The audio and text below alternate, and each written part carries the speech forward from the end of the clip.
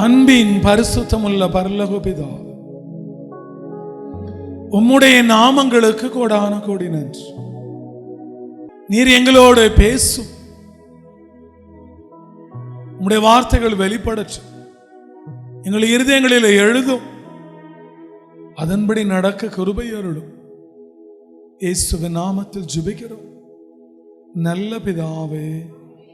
பரலோக ராஜ்யம் சமீபமாய் இருக்கிறது. The kingdom of heaven is at hand என்று வேத வசனம் சொல்லுகிறது. ஒவ்வொரு முழங்கால்களும் அவருக்கு முன்பாக முடங்க வேண்டும், ஒவ்வொரு நாவுகளும் அவரை அறிக்கை செய்ய வேண்டும். All the knee shall bow, all the tongue shall confess Jesus is the Lord. ஒரு அல்லேலூயா சொல்லுமே. நீ ஒரு முக்கியமான ஒருத்தரை பார்க்கும்படி தேவன் சொல்லுகிறார். சாதாரணமானவர் இல்லை, இந்த பூமியிலே வாழ்ந்து கெட்டவர். ஒரு அல்லேலூயா சொல்லுவோமே. இப்போ நம்மெல்லாம் சொல்லுவோம், ஐயோ எங்கெல்லாம் 4 ஏக்கர் நிலம் இருந்தது, இப்போல்லாம் நிலம் போயிடுச்சு, இதெல்லாம் வாழ்ந்து கெட்டுறதா? இல்லை 2 பவுன் வச்சுருந்தார், அதை வித்துட்டார், அதெல்லாம் வாழ்ந்து கெட்டுறதா? அவரை மாதிரி வாழ்ந்து கெட்டவங்க இந்த பூமி தோன்றி இதுவரையிலும் யாரும் இல்லை. ஒருவேளை அவரை மாதிரி வாழ்ந்து கெடணும்னா நீ அம்பானியால கூட முடியாது. அப்பேற்பட்ட ஒருத்தர் வாழ்ந்து கெட்ட பின்பு ஒரு வார்த்தையை சொல்றார். வாசிப்போமா?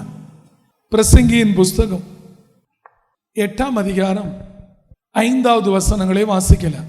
கற்பனையை கைக்கொள்ளுகிறவன் ஒரு தீங்கையும் அறியான், ஞானியின் இருதயம் காலத்தையும் நியாயத்தையும் அறியும். அங்கே பிரசங்கி சொல்லுகிறான், கற்பனையை கைக்கொள்ளுகிறவள் ஒரு தீங்கையும் அறியான், அவ்வளவுதான். என்ன சொல்லுகிறார்? கற்பனைகளை கை கொள்ளுகிறவன். அப்ப இந்த பூமியில யாருக்காவது ஏதாவது இதுவரை தீங்கு நடந்திருக்கு, இல்லை தீங்கு நடந்துகிட்டு இருக்குன்னா நீங்கள் கற்பனைகளை கை கொள்ளாதவர்கள், கை கொள்ளாதவன். இப்போ வாழ்க்கையிலே ஒரு தீங்கையும் கற்பனைகளை கை கொள்ளுகிறவன் அறிய மாட்டான் என்று வேதம் சொல்லுகிறது. அப்ப தீங்கு வருகிறது என்றால் அவர்கள் கற்பனைகளை கை கொள்ளவில்லை. அவர் எல்லாவற்றையும் வாழ்ந்து கெட்ட பின்பு தேவனை தேடி பார்த்து ஜனங்களுக்கு சொல்லுகிற ஒரு உண்மை அது. அப்படியே தேகத்தை மதுபானத்தினால் சீராட்டிட்டு இருப்பாராம். அவர் என்னெல்லாம் பண்றாரு அப்படிங்கிறத வசனமா நேராக பார்த்துட்டேன். வேற இப்ப அவர் எப்படி இருந்தான்னு சொல்லு. எப்படி மதுபானத்தினால் தேகத்தை சீராட்டி கொண்டு இருப்பார். இன்பமே வா அனுபவிக்கலாம். அவர் எப்படிலாம் வாழ்ந்தார் பாப்போமா? பிரசங்கியின் புஸ்தகம் 2ஆம் அதிகாரம் 1 வாசிக்கலாம். நான் என் உள்ளத்தில் சொல்லிக் கொண்டது என்னவென்றால் வா இப்பொழுது உன்னை சந்தோஷத்தினாலே சோதித்து பார்ப்பேன், இன்பத்தை அனுபவி என்றேன். இதோ இதுவும் மாயையாய் இருந்தது. நகைப்பை குறித்து அது பைத்தியம் என்றும், அது சிரிப்பை குறித்து பைத்தியம் என்றும், சந்தோஷத்தை குறித்து அது என்ன செய்யும் என்றும் சொன்னேன். சந்தோஷம் என்ன செஞ்சிடும்? அதெல்லாம் நாங்கள் பார்க்காத சந்தோஷமா, நாங்கள் பார்க்காத இன்பமா, நாங்கள் பார்க்காததா? நீ உலகமே சந்தோஷத்தை தேடிட்டு இருக்கு. ஆனால் அவர் என்ன சொல்றாரு? சந்தோஷம் என்ன செய்யும்? இன்பத்தை விட சந்தோஷம் பெருசா? என்கிட்ட இருக்கிறத விட அதெல்லாம் பெருசா? சந்தோஷம் அவ்வளோ பெருசா அப்படின்னு கேட்கிறாரு.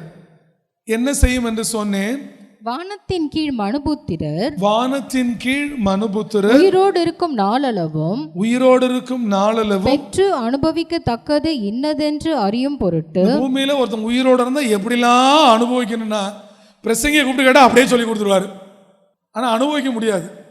என்னது அவனை மாதிரிலாம் நீ 900 பொண்டாட்டி கட்டி 300 அப்பாட்டி வச்சு குடும்பம் நடத்த முடியாது. அவன் ஒரு ஆள் தான். வானத்தின் கீழ் மனுபுத்திரர் உயிரோடு இருக்கும் நாளளவும் பெற்று அனுபவிக்கத்தக்கது இன்னதென்று அறியும் பொருட்டு. மனுஷன் என்னென்னலாம் இன்பத்தை அனுபவிக்கலாம், எப்படி பெற்றுக்கொள்ளலாங்கிறதுக்கு பெரிய பிரதானமானவர் தான் யாரு? சாலமோன். அறியும் பொருட்டு என் இருதயத்தை ஞானத்தால் தேற்றிக் கொண்டு இருக்கும் போதே, அப்படியே இருதயத்தை ஞானத்தால தேய்ச்சிக்கிட்டே இருக்கிறார். அப்படியே இருதயம் தேய்ச்சி சரீரத்தை ஏதாவது தேய்த்த வேணும்ல, அப்படியே சரீரத்தை மதுபானத்தினால சீராட்டிக்கிட்டே இருந்திருக்கிறார். இது இருதயத்தை ஞானம் தேய்ச்சது, சரீரத்தை தேகத்தை என்ன பண்ணுது? வாசிக்கலாம். இருதயத்தை ஞானத்தால் தேற்றிக் கொண்டு இருக்கும் போதே, இருதயத்தை ஞானத்தினாலே தேவனுடைய ஞானத்தினாலே தேய்ச்சி கொண்டிருக்கிற போது, நான் என் தேகத்தை மதுபானத்தால் சீராட்டி கொண்டிருக்கவும், தேகத்தை சரீரத்தில் எது? மதுபானத்தால் சீராட்டி கொண்டிருக்கவும், மதியீனத்தை பற்றி கொண்டிருக்கவும் என் உள்ளத்தில் வகை தேடினேன். அப்ப என்னன்னா பண்ணலாமோ அத்தனையும் தேடிருக்காரு அவர். இப்ப எப்படி பிசாசு நிரப்பி வச்சிருந்திருக்கான் பாரு. வாசிக்கலாம். நான் பெரிய வேலைகளை செய்தேன், எனக்காக வீடுகளை கட்டினேன், திராட்சை தோட்டங்களை நாட்டினேன், எனக்காக தோட்டங்களையும் சிங்கார வனங்களையும் உண்டாக்கி. இவர் உட்கார்ந்து காலையில எல்லாம் ஒருத்தர் கூட பேசுறதுக்கு சிங்கார வனம் அப்படின்னா என்னது? பூந்தோட்டம். சிங்கார வனங்களையும் உண்டாக்கி அவைகளில் சகல வகை கனி விருட்சங்களையும் நாட்டினேன். அந்த சிங்கார வனத்துல, அந்த சிங்கார அந்த பூந்தோட்டத்தில் கனி வேற, அப்படியே ஆப்பிள் மரம் அந்த மரம் இந்த மரம் அப்படியே உட்காந்துட்டே எல்லாம் கடிச்சு சாப்பிட்றதுக்கு நாட்டினேன். மரங்கள் பயிராகும் தோப்புக்கு நீர் பாய்ச்சுகிறதற்கு குளங்களை உண்டு பண்ணினேன். அங்கங்க குளங்களையும் வெட்டி வச்சிருந்திருக்கிறார் தண்ணி பாய்ச்சறதுக்கு. செடிக்கு செடி உண்டாக்கினேன். வேலைக்காரிகளையும் சம்பாதித்தேன். வீட்டிலும் வேலைக்காரர் பிறந்தார்கள். வேலைக்காரன்னு வேலைக்கு வச்சு வீட்டில் எப்படி வேலைக்காரன் பிறந்தா? வீட்டில் வேலைக்காரர்கள் எப்படி பிறந்தார்கள்? வாசிக்கலாம். வேலைக்காரர் பிறந்தார்கள். எனக்கு முன் எருசலேமில் இருந்த எல்லாரை பார்க்கிலும் ஆடு மாடு முதலான திரண்ட ஆஸ்திகள் எனக்கு இருந்தது. ஆடு மாடுகள் முதலான திரண்ட ஆஸ்திகள் எனக்கு இருந்தது.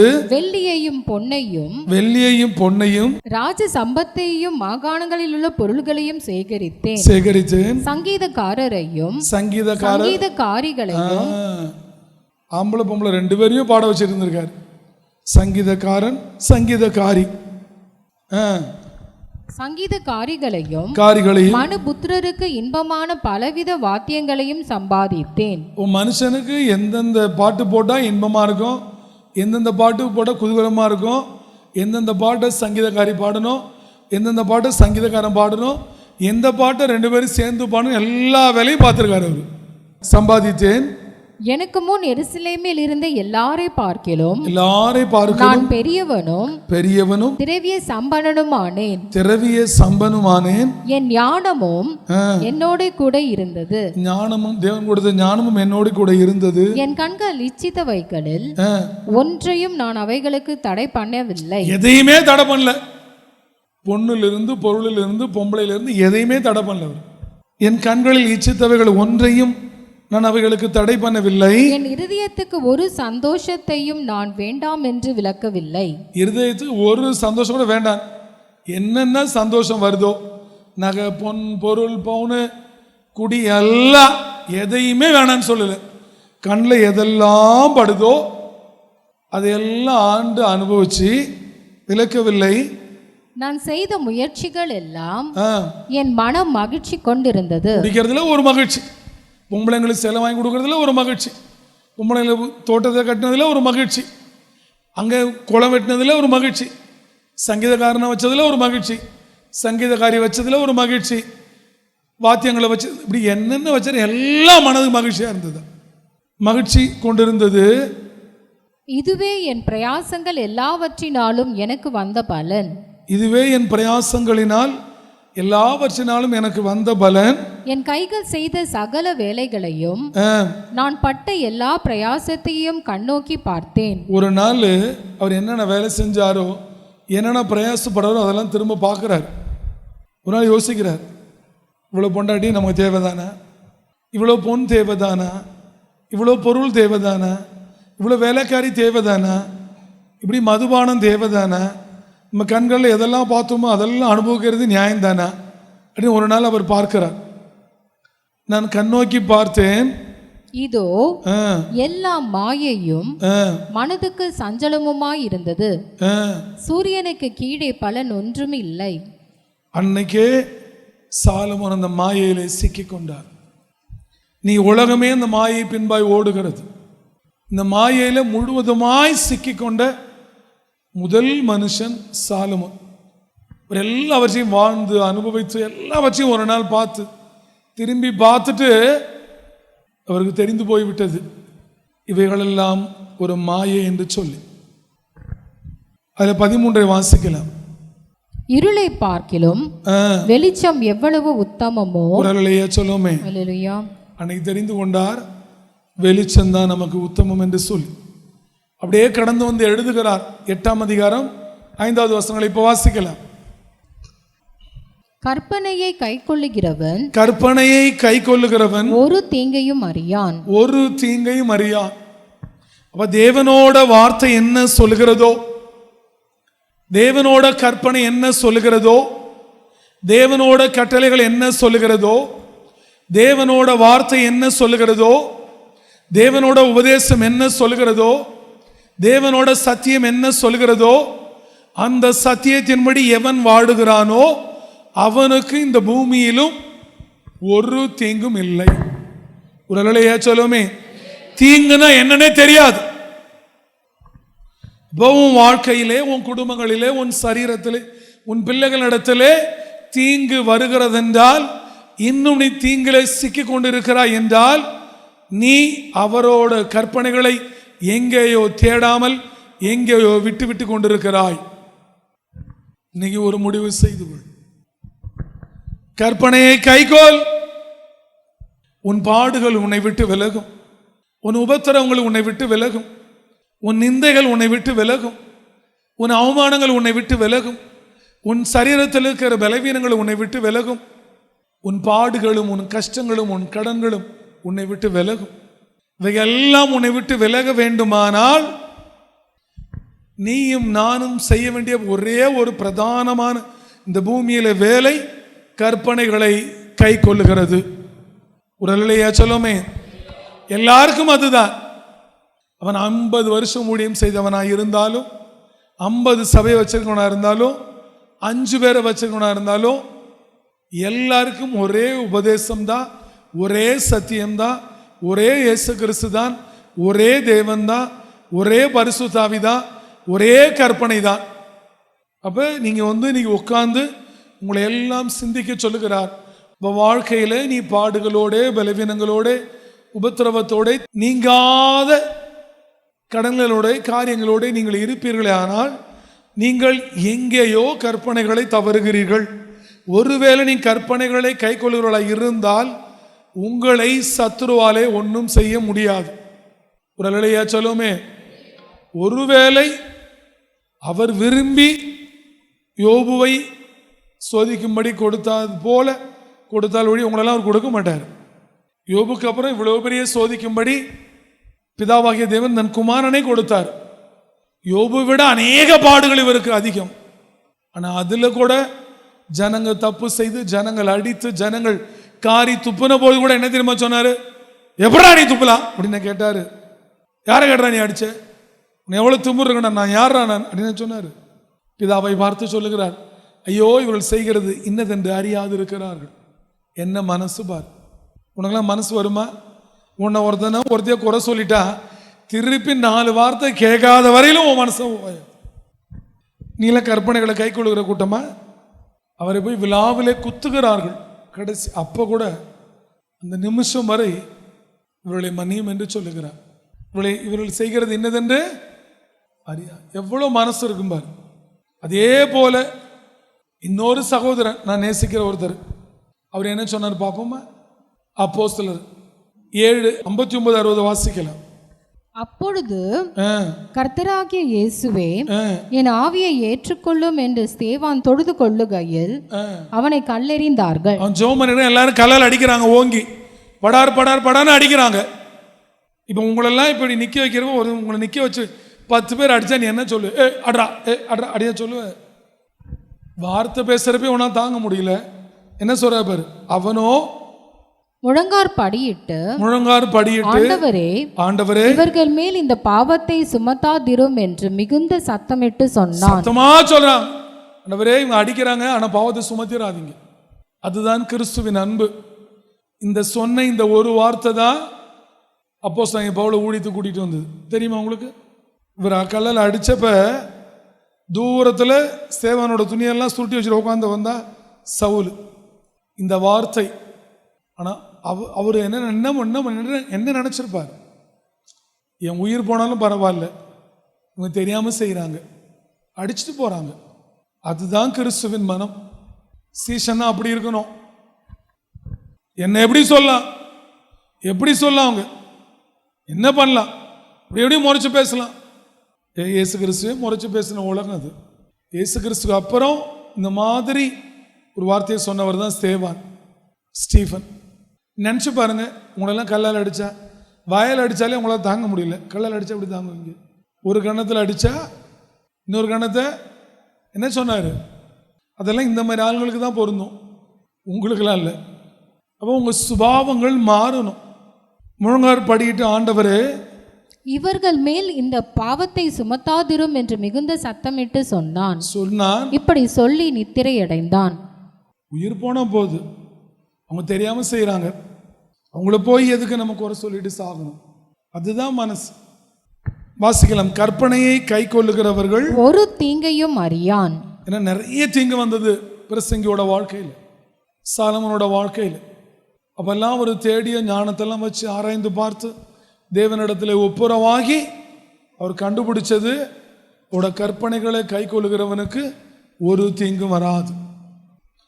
நீ கிறிஸ்தவனா வாழணும். இப்போ கடன் வாங்கக்கூடாது அப்படின்னு சொல்லி கடன் வாங்கினா தீங்கு அனுபவிச்சுதான் ஆகணும்.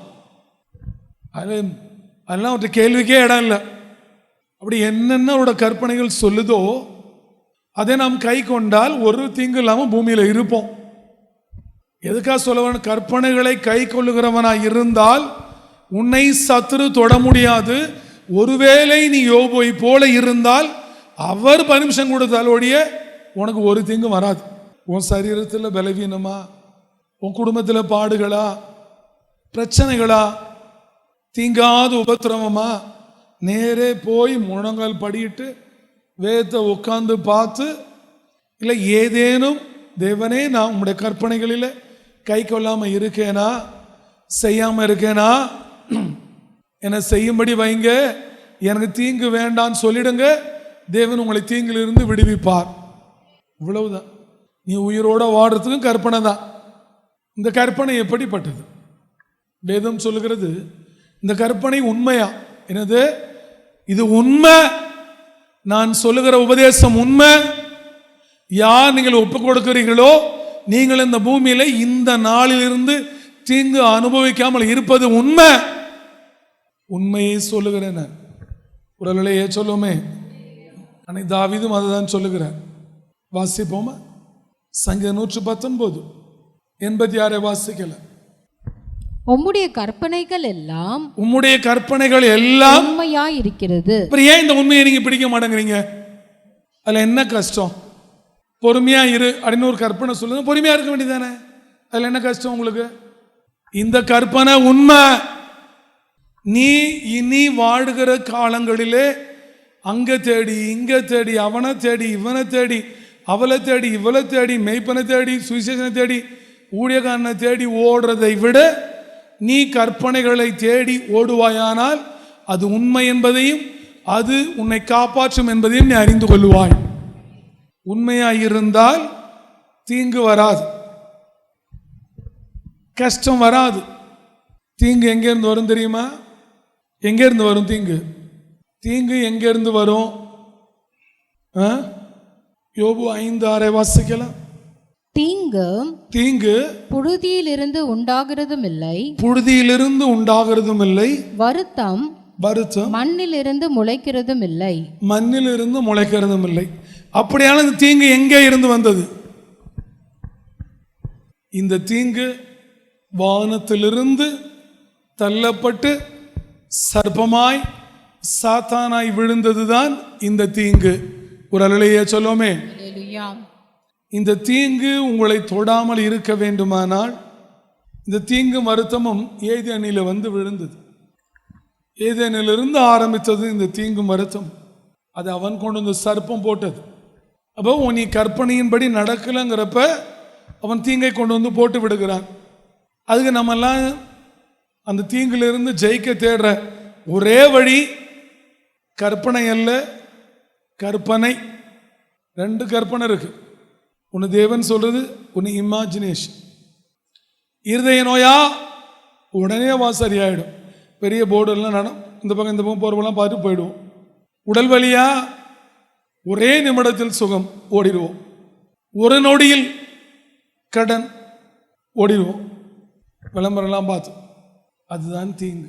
முதல்ல நீங்கள் புரிஞ்சுக்கணும், உங்கள் வாழ்க்கையிலும் குடும்பத்தில் பிரச்சனை இருக்குன்னா நீ கற்பனையின்படி இல்லை, நீ கற்பனையின்படி நடக்கலை, உன் பிள்ளைங்க நடக்கலை, நீ வாடலை, கற்பனைகளை கை கொள்ளல, அதனால தான் நீ இப்படி இருக்கங்கிறத முதல்ல நீங்கள் உணர்வடைந்து திருந்த கற்றுக்கொள்.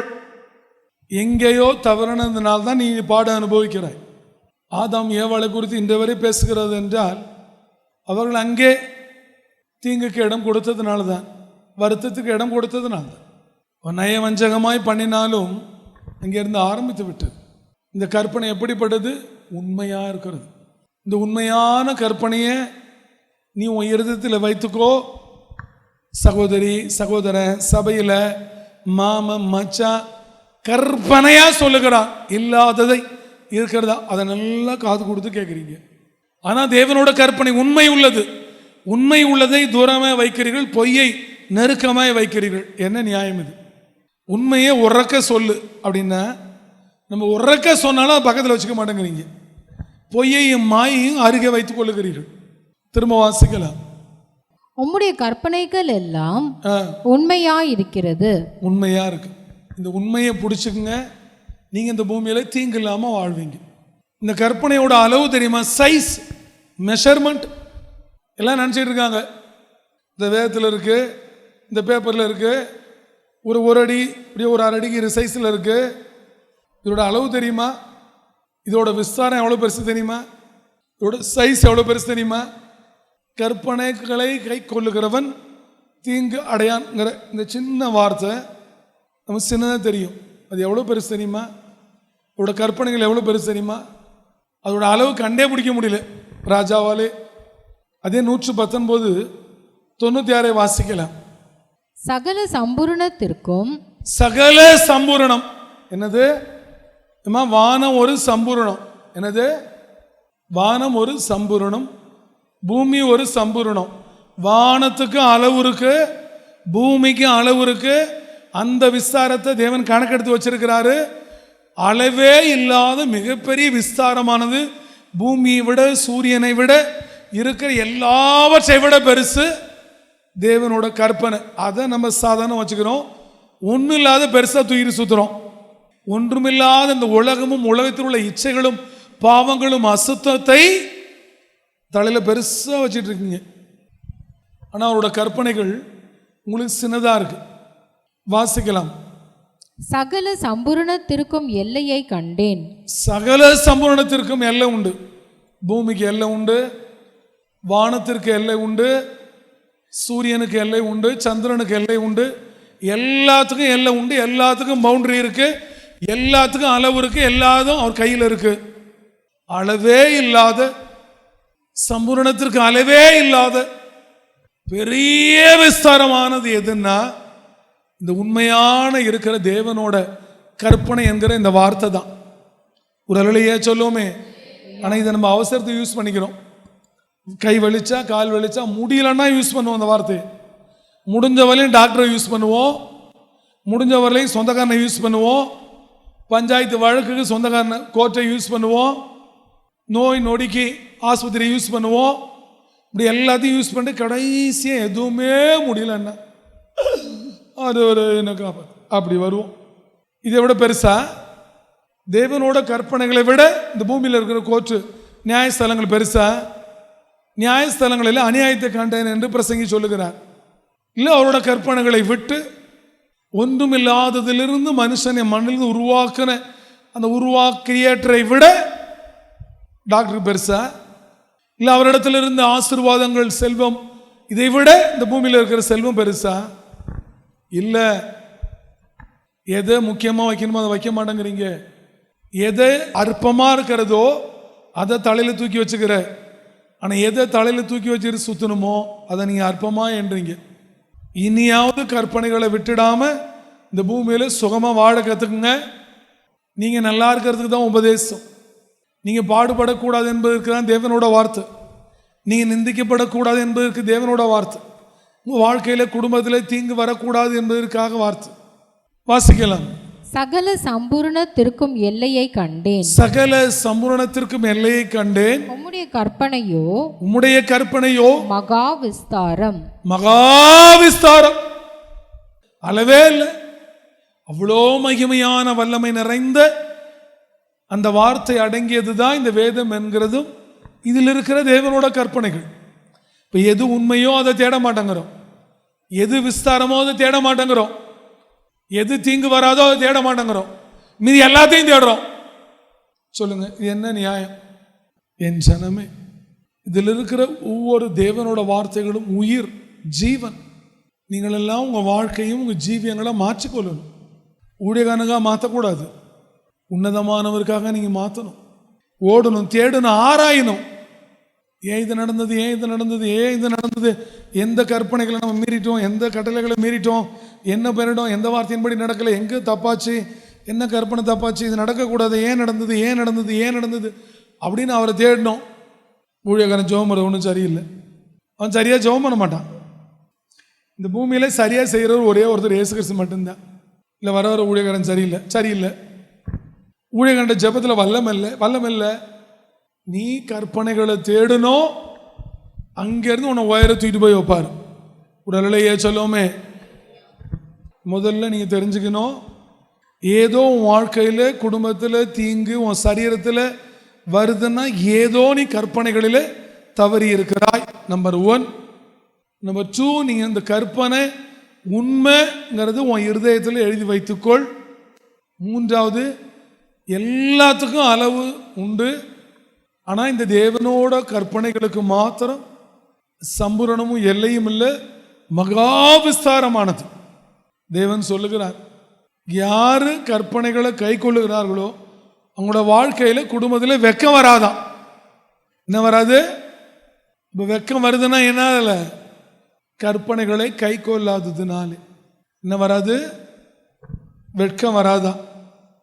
அப்போ இதுவரையும் வந்த வெக்கம் எதுக்காக வந்தது? நீங்கள் ஒன்றும் சரியாக உத்தமான நீதிமான நின்னதுனால வரல. கற்பனைகளை கை கொள்ளல, தேவனையும் தேவனோட வார்த்தைகளை அசட்டை பண்ணினீர்கள், அதனாலே வெட்கப்பட்டீர்கள். அவ்வளவுதான். உனக்கு மட்டும் இல்லை, ஊழியக்காரனாக இருந்தாலும் எல்லாருக்கும் அதுதான். என்னதான் பிசாசு போராடினாலும், ஆனால் தேவனோட கற்பனைகளின் மேலே நாம் வைக்கிற பாசமும் நேசமும் அன்பும் அதன் மேலே வைக்கிற பக்தியும் குறைஞ்சிடக்கூடாது. வாசிப்போமா? சங்கீதம் 119:6 வாசிக்கலாம். நான் உம்முடைய கற்பனைகளை எல்லாம் கண்ணோக்கும் போது வெட்கப்பட்டு போவதில்லை.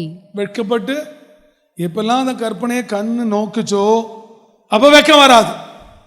எப்பெல்லாம் அந்த கற்பனையை விட்டுட்டு கண்ணு ஊரை நோக்குதோ வெக்கம் வந்துடும். 4 பேர் வெக்கப்படுத்துவாங்க, 4 பேர் அவமானப்படுத்துவாங்க, நிந்த வரும். ஆனால் எவன் கற்பனைகளை நோக்குகிறானோ அவன் ஒருபொழுதும் தேவன் வெட்கப்படாதபடி காப்பார். ஒரு அலையா சொல்லுவோமே, எல்லாவற்றையும் வைத்திருக்கிறது தான் இந்த கற்பனை. வாசிக்கலாம். நான் உம்முடைய கற்பனைகளை எல்லாம் கண்ணோக்கும் போது, உம்முடைய கற்பனைகள் எல்லாம் நான் கண் நோக்கி இப்படி பார்க்கிற பொழுது வெட்கப்பட்டு போவதில்லை. வெட்கப்பட்டு போவதில்லை. இப்போ வெட்கம் வராமல் இருக்கணும், தீங்கு வராமல் இருக்கணும் அப்படின்னா கற்பனைகளை கை கொள்ளணும். முதல்ல என் ஜனமே புரிஞ்சுக்கணும், நீ கற்பனைகளை கை கொள்ளாமல் உங்களுக்காக ஊழியக்காரன் எவ்வளவுதான் பிரயாசப்பட்டாலும் பெருசாக உங்களுக்கு பலன் தராது. மோசேவே பிரசங்கம் பண்ணினார். மோசேவோட காலங்களில் சிலர்கள் கற்பனைகளை கை கொள்ளாமல் போனார்கள். வருகிற வழியில் பூமி பலந்து செத்து போனார்கள். மோசேவால கூட காப்பாற்ற முடியல. ஆபிரகாமோடே கூட இருந்த அண்ணன் பையன் லோத். அப்போ தேவனோட தூதர்கள் கற்பனைகளை சொல்லுகிறார்கள். நீ திரும்பி பார்க்கக்கூடாது, ஓடிடுன்னு. திரும்பி பார்த்தா என்ன அப்படின்னு பார்த்து உப்பு தூணாய் போச்சு லோத்தோட மனைவி. அப்போ அங்கே லோத்து நீதிமானாக இருந்தாலும் காப்பாற்ற முடியல. இப்படி அநேக இடங்களிலே கற்பனைகளை கை கொள்ளாமல் அநேகர்கள் சீர்கெட்டு போயிருக்கிறார்கள். இப்போ கற்பனை என்ன சொல்லுது? நம்ம எப்படி வாழணும், எப்படி நடக்கணும், அதுதான் நம்மளோட பிரதான எண்ணமாக இருக்கணும். அவனை நாங்கள் எந்த சபைக்கு வந்து வெக்கப்பட்டு போயிட்டோம், நீ எந்த சபைக்கு போனாலும் வெக்கப்பட்டு தான் போவேன். கற்பனைகளை கை கொள்ளணும். நீங்கள் எப்படி இருக்கணும் அப்படி உபதேசம் பண்ண சொல்கிறார் அவர். ஒருவேளை அப்போஸ்தலன் பவுலே வந்தால் கூட அவர் சொல்ல நீ கேட்கலாம், நீ வெக்கப்பட்டு தான் போயிடுவேன். அவர் மட்டும் என்ன பண்ணுவார்? ஒன்றும் பண்ண முடியாது. ஒன்று சொல்கிறேன், திரும்பவும் சொல்லுகிறேன், உங்கள் வாழ்க்கையிலே குடும்பங்களிலே நீங்கள் தீங்கு இல்லாமல் இருக்கணும்னா கற்பனைகளை கை கொள்ளணும். இந்த கற்பனை உண்மை, இந்த கற்பனை மகா விஸ்தரமானது. நீங்கள் கற்பனைகளை கை கொள்வீர்களே ஆனால் நீங்கள் யாருக்கு முன்பு வெட்கப்பட்டு தலை குனிஞ்சு போக மாட்டீங்க. வெட்கப்படாமல் தேவன் வைப்பார். அடுத்து சொல்கிறேன், நீங்கள் கற்பனைகளை கை கொண்டாதான் உங்கள் வாழ்க்கையில் நீங்கள் ஜெயிப்பீங்க. பிசாஸ் இல்லைன்னா உங்கள் வாழ்க்கையில் நீங்கள் ஜெயமே எடுக்க முடியாது. வேலைக்கு போகிறோம், 10,000 சம்பளம் வாங்குகிறோம், சாப்பிட்றோம், அதெல்லாம் ஜெயமா? அது உலகத்தில் எல்லாரும் செய்கிறது தான். எல்லோரும் வேலைக்கு போகிறான், எல்லோரும் சாப்பிட்றான், எல்லோரும் ஆஸ்பத்திரி போகிறான், எல்லோரும் சாப்பிட்றான். ஜெயிக்கிறதுனா என்னது பார்ப்போமா? 1 யோவான் 1 ஜான் 5ஆம் அதிகாரம் 3-4 வாசிக்கல. நாம் தேவனுடைய கற்பனைகளை கை கொள்வதே, நாம் தேவனுடைய கற்பனைகளை கை கொள்வதே, கை கொள்ளும் போது ஒரு அல்லையா சொல்லுவோமே, கற்பனைகளை கை கொள்ளுவது. மேல் வசனத்தை பார்த்தீங்கன்னா கை கொள்ளும் போது அப்படின்னு இருக்கும். கை கொள்வது அவரிடத்தில் அன்பு கூறுவதாம். ஆண்டவர் மேல அன்பா இருக்கிறவங்க ஒரு அல்லையா சொல்லுங்க. என்ன அன்பு? என்ன அன்பு? நீங்க அன்பா இருக்கிறன்னா என் மகன் மாதிரி இல்லைன்னு சொல்லிடுவார் அவரு. இப்போ பிள்ளைங்களை கூப்பிட்டு படிக்கிற பிள்ளைங்களுக்கு பென்சில் வாங்கி கொடுக்க மாட்டேன், ஸ்கூல் பேக்கு கேட்டால் வாங்கி கொடுக்க மாட்டேன், பென்சில் வாங்கி கொடுக்க மாட்டேன், ஸ்லேட் வாங்கி கொடுக்க மாட்டேன், துணிமணி வாங்கி கொடுக்க, எதுவும் வாங்கி கொடுக்க மாட்டேன். என்ன மாதிரி என் பிள்ளை மேலே அன்பாக இருக்கிறோம் யாராக இருக்கானே அப்படின்னா எப்படி இருக்கும்? அதுக்கு பேர் அன்பா? அதுக்கு பேர் என்னது? பள்ளிக்கூடத்தில் மட்டும் சேர்த்து விட்டுட்டு வந்து யூனிஃபார்ம் கேட்டால் வாங்கி கொடுக்காது, ஸ்கூல் பேக்கு வாங்கி கொடுக்காது, புத்தகம் வாங்கி கொடுக்காது, பென்சில் பேனை வாங்கி கொடுக்காது, சாப்பாடு கொடுத்துடாது, எதுவுமே கொடுக்காது. என் பிள்ளைங்க மேலே அன்பாக இருக்கு அப்படின்னு நீ சொன்னினா உன்னை 4 பேர் என்ன சொல்லுவாங்க? என்ன சொல்லுவாங்க? 1ஆம் நம்பர் திருட்டு பையன் அப்படின்னு சொல்லி விட்ருவாங்க. அதே மாதிரி தான் நீ அவர் மேலே அன்பு வைக்காம, நாங்களும் எவ்வளோ இயேசுவை நேசிக்கிறோம் தெரியுமா? எவ்வளோ நேசிக்கிறீங்க நீங்கள்லாம்? அவரோட கற்பனைகளை கை கொள்ளாமல் அவரை நேசிக்கிறேன், அவர் மேலே அன்பு வைக்கிறேன் சொன்னால் இதை விட இந்த அண்ட சராசரத்தில் பெரிய பொய் எதுவுமே இல்லை. அவரோட கற்பனைகளை கை கொள்ளாமல் இயேசுவை நேசிக்கிறேன், இயேசு மேலே அன்பு வைக்கிறேன்னு சொன்னினா அது பொய். அவரோட கற்பனைகளை நீ கை கொள்ளணும். ஒரு வார்த்தை சொன்னா கூட, ஒருவேளை நீ ஒரு வசனம் படித்தா கூட அந்த வசனத்தின்படி நீ வாழணும்னு நினைச்சாதான் அது அன்பு. வாசிக்கலாம். நாம் தேவனுடைய கற்பனைகளை கை கொள்வதே, அவரிடத்தில் அன்பு கூறுவதாம். நல்லா ஆண்டவருக்கு ஊழியம் செய்யறேன், ஆண்டவர் மேல பாசமா இருக்கேன், ஏசப்பா மாதிரி வராது, இந்த டயலாக் எல்லாம் அவருக்கு தேவையே இல்லை. எந்த வசனத்தின்படி நீ வாழ்ந்த அவ்வளவுதான், அதுதான் டயலாக். ஓய்வு நாள்னா ஓய்வு நாளை குறித்து அந்த மாதிரி அவரோட கற்பனைகள். நீ உன்னிடத்தில் அன்பு கூறுவது போல பிறனிடத்தில் அன்பு கூறுவது, அந்த மாதிரி ஏதாவது உன்னை நீ செஞ்சினா அப்போ நீ ஆண்டவர் மேலே உண்மையிலே பாசமாக இருக்குங்கிறது ரைட்டு தான். மாமா பையனா பாபா உட்காருப்பா, ஏய் நீ யாரு? அதெல்லாம் பார்த்தா ஒன்றும் சரியில்லையே, ஏய் பின்னாடி போ, பின்னாலே போ, நீ ஒருத்தர் நல்ல வசதி மினுக்க வந்தா, ஏய் பிரதர் சேரே போடு. இதெல்லாம் கற்பனையா? அற்பமா எண்ணுகிறவர்களை நீ அற்பமா எண்ணாதபடி இருக்கணுங்கிறதா கற்பனை. வாசிக்கலாம். நாம் தேவனுடைய கற்பனைகளை கை கொள்வதே, அவரிடத்தில் அன்பு கூறுவதாம். அவருடைய கற்பனைகள் பாரமான வைகளும் அல்ல. அதெல்லாம் ஒன்றும் பெரிய கஷ்டம் இல்லை. நீ உடனே அதெல்லாம் யார் செய்ய முடியும் அப்படிலாம் சொல்லிட்டு தெரியாத. நீ அவரோட கற்பனைகள் பாரமானவைகள் அல்ல. அது தூக்க முடியாததில்லை, சுமக்க முடியாததில்லை, கஷ்டப்பட வேண்டியதில்லை, நடக்க முடியாததில்லை.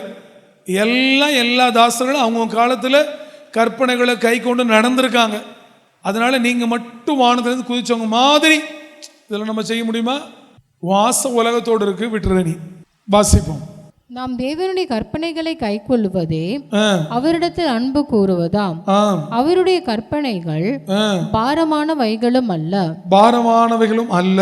தேவனால் பிறப்பதெல்லாம் யார் இந்த கற்பனைகளை கை கொள்ளுகிறார்களோ அவங்க தான் தேவனாலே பிறக்கிறவர்கள். கற்பனைகளை கை கொண்டு கற்பனைகள் என்ன சொல்லுகிறது என்று அறிந்து கற்பனைகளின்படி நடப்போம் என்று சொல்லி யார் தன் சரீரத்தை ஒப்பு கொடுத்து தேவனாலே ஞானஸ்நானம் பெறுகிறார்களோ அவர்களே தேவனாலே பிறந்தவர்கள். புரியுதா? அவரோட கற்பனையின்படி வாழாமல் அற்புதங்களுக்காக, அடையாளங்களுக்காக, ஆசீர்வாதங்களுக்காக, நன்மைக்காக, ஆதாயத்துக்காக நீ தேவனை ஏற்றுக்கொண்டு நீ ஞானஸ்நானம் எடுத்தவெல்லாம் தேவனாலே பிறப்பது அல்ல. அவன் அந்த கற்பனைகளை நம்ம படிக்கணும். மறுபடியும் பிறக்கிறதுனா ஒரு குழந்தையை போல வாழ்கிறது. அப்போ நான் மறுபடியும் பிறக்க போகிறேன், என்னோட மனமும் இருதயம் குழந்தை போல கள்ளம் கபடம் இல்லாமல் ஆக போகிறது. இந்த கற்பனை நன்றாக இருக்கிறது, இந்த கற்பனை ஏற்றுக்கொள்ள எனக்கு மனதாக இருக்கிறது, அதனாலே நான் கற்பனை ஏற்றுக்கொள்ளுகிறேன். நான் தேவனாலே பிறந்து தேவனாலே எடுக்க போகிறேன்னு சொல்லி அப்படி பிறக்கிறதா ஞானஸ்நானம். அப்போ உன் சுபாவம் மாறி இருக்கணும். நீ ராமசாமியாக இருந்தப்போ உனக்கு எப்படி மூக்கில் கோபம் வந்ததோ, நீ ராபர்ட்டாகி கோபம் வந்தா நீ ஞானஸ்நானம் எடுத்து வெக்க கேடு உன்னை யார் எடுக்க சொன்னா? அப்போ உன் சுபாவங்கள் மாறணும், உன் பேச்சுகள் மாறணும், உன் நடக்கைகள் மாறணும், உன் வாழ்க்கை மாறணும், உன் ஜீவியம் மாறணும். நீ இந்த உலகத்தை ஜெயிக்கணும். அந்த ஞானஸ்நானம் ஜெயத்தோட முதல் படி. ஆனால் எப்படி இருக்கணும்? கற்பனைகளை கை கொண்டு ஞானஸ்நானம் எடுக்கணும். அவருக்காக எல்லாத்தையும் சுமப்பேன் அப்படிலாம் நிறைய சர்ச்சில் எல்லாம் எழுதி வச்சு படிப்பாங்க. அவருக்காக என்ன கஷ்டம் வந்தாலும் சுமப்பேன், நான் அவரை விட்டு விலக மாட்டேன், அவரை விட மாட்டேன் அப்படியெல்லாம் சொல்லிட்டு ஒரே நாள் ஒரே சண்டையில் இயேசு கிறிஸ்து தெரியாண்டு போயிடுவான். இதெல்லாம் பிறக்கிறது இல்லை, தேவனால் பிறப்பதெல்லாம். அப்போ எப்படி பிறக்கணும்? எப்படி இருந்தா தேவனுக்குள்ள நீ பிறக்க முடியும்? 18 வயசாச்சு, பேப்பரில் கையெழுத்து போட்டு பிறந்துறியா நீ? இன்னைக்கே தேவனோட பிறக்கிறதுக்கான அந்த கற்பனைகள் இன்னைக்கு நிறைய பேருக்கு தெரியாது. என்ன கற்பனை அவர் சொல்லியிருக்கிறார், அந்த கற்பனை தெரியாம தான் நிறைய பேர் ஞானஸ்நானம் எடுத்திருக்கீங்க. அதனால உங்களால் என்ன பண்ண முடியல? உலகத்தை ஜெயிக்க முடியல, உலகத்தின் அதிபதியும் ஜெயிக்க முடியல, உலகத்தில் உள்ள இச்சைகளை ஜெயிக்க முடியல, உலகத்தில் உள்ள பாடுகளை ஜெயிக்க முடியல, எதையுமே ஜெயிக்க முடியல. அப்போ ஜெயிக்க முடியலங்கிறப்ப நீ தெரிஞ்சுக்கணும், நீ தேவனால பிறந்தியா. அடுத்து உனக்கு யோசனை வரணும், நம்ம கற்பனையின்படி நடக்கலை, ஞானஸ்நானம் எடுக்கலை, அதனால் நம்மளால பிசாசை ஜெயிக்க முடியல, உலகத்தை ஜெயிக்க முடியல. இது நிசர்த்தமான உண்மை. வாசிக்கலாம். தேவனால் பிறப்பதெல்லாம் உலகத்தை ஜெயிக்கும், உலகத்தை ஜெயிக்கும். நம்முடைய விசுவாசமே உலகத்தை ஜெயிக்கிற ஜெயம். ஒரு அல்லையா சொல்லுவோமே, கற்பனைகளை கை கொண்டு அவர் மேல அன்பு வச்சு அவரு உன்னை பெத்தெடுத்தா அதுக்கு பேர் ஞானஸ்நானம். அப்போ உன்னை ஒரு பெத்தெடுக்கணும்னா நீ எவ்வளோ ஒரு விரும்பப்படத்தக்கவனா இருக்கணும். உன் மனசு எப்படி இருக்கணும், உன் இருதயம் எப்படி இருக்கணும், நீ எவ்வளோ ஆயத்தமாக இருக்கணும் அவரை ஏற்றுக்கிறதுக்கு, மறுபடியும் அவருக்காக பிறக்கிறதுக்கு, மறுபடியும் அவருக்காக வாடுறதுக்கு. அப்படி இல்லாமல் பிறந்து வந்த நீ அவரோட கற்பனைகளை கை கொள்கிறது தான் அவர் மேலே வைக்கிற அன்பு. நீ உலகத்தை ஜெயிப்ப. ஒருத்தன் உண்மையாய் இந்த பூமியில் கற்பனைகளை கை கொண்டா அவனுக்கு சமாதானம் நதியை போல இருக்குமா? எப்படி இருக்குமா? அப்ப சமாதானத்திலே குளிக்கலாம், சமாதானத்திலே படுத்துக்கலாம், சமாதானத்திலே உட்காந்துக்கலாம். எல்லாம் நதின்னா எப்படி இருக்கும்? ஏதோ சமாதான டப்பால கொடுக்குற மாதிரி இல்லை. அப்ப தேவனோட கற்பனைகளின் மேல் எவனுக்கு கவனம் இருக்கிறதோ, எவன் தேவனோட கற்பனைகளை கவனிக்கிறானோ அவன் வாழ்க்கையிலே, அவன் குடும்பங்களிலே சமாதானம் நதி போல இருக்குமா? எப்படி இருக்குமா? அப்போ ஒருத்தன் கற்பனையை கவனிக்காதவன் தான் தேவன் இடத்துல சமாதானத்துக்குன்னு விண்ணப்பம் வைப்பான். இப்போ யாரோட குடும்பத்திலே சமாதானம் போகிறது என்றால் நீங்கள் தேவனோட கற்பனைகளை கை கொள்ளவில்லை. கற்பனைகளை கை கொண்டால் தீங்கு வராது, கற்பனைகளை கை கொண்டால் உனக்கு வெட்கம் வராது, கற்பனைகளை கை கொண்டா நீ இந்த உலகத்தை ஜெயிப்ப. கற்பனைகளை கை கொண்டால், கவனித்தால் உன் சமாதானம் நதி போல உன் வீட்டில் இருக்கும். ஏசையா தீர்க்கதரிசி எழுதின புஸ்தகம், புக் ஆஃப் ஐசையா 48ஆம் அதிகாரம் 18வது வசனங்களை வாசிக்கலாம். இதை விட இந்த உலகத்தில் வேற ஒரு ஆச்சரியம் இல்லை. நல்ல சமாதானத்தை விட வேற என்ன வேணும் இந்த உலகத்தில்? என் கற்பனைகளை கவனித்தாயானால், என் கற்பனைகளை கவனித்தாயானால், சேனைகளின் கர்த்தர் உங்களை பார்த்து சொல்லுகிறார், நீங்கள் என் கற்பனைகளை கவனித்தாரானால், என் கற்பனைகளை நீங்கள் கவனித்தாயானால் கற்பனைகளை கவனித்தாயானால் நலமாயிருக்கும். நலமாயிருக்கும். அப்ப கற்பனைகளை கவனிக்கிறோம்.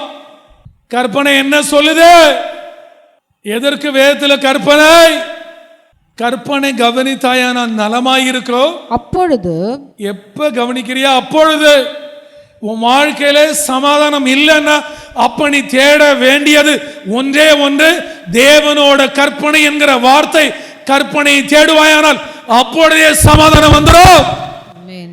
ஊழியக்காரனுக்கு விண்ணப்பம் எழுதினால, இங்க அங்க ஓடுனால, இவனுக்கு அவனுக்கு காணிக்க கொடுத்தால, எப்ப கவனிக்கிறாயோ அப்பொழுதே சமாதானம் வந்துடும்.